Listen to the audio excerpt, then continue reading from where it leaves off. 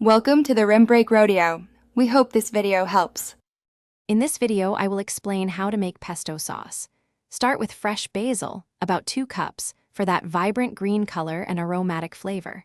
You'll also need half a cup of good quality extra virgin olive oil, which is crucial for a smooth consistency.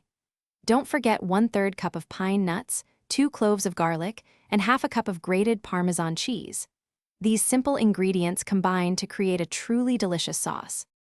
First, gather your fresh basil, pine nuts, and garlic cloves. Place them into a food processor. Pulse these ingredients together until they are finely chopped, creating a coarse paste.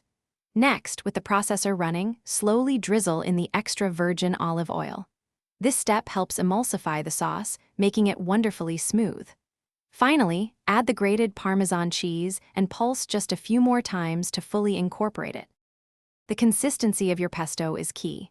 If it's too thick, simply add 1 or 2 more tablespoons of extra virgin olive oil until it reaches your desired texture.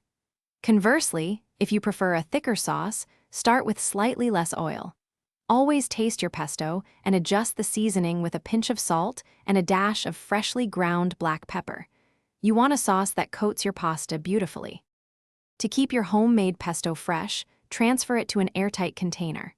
For best results, pour a thin layer of extra virgin olive oil over the surface before sealing. This helps prevent oxidation and keeps that vibrant green color. Your pesto will stay fresh in the refrigerator for about 5 to 7 days. It's fantastic with pasta, delicious on sandwiches, or even as a flavorful dip.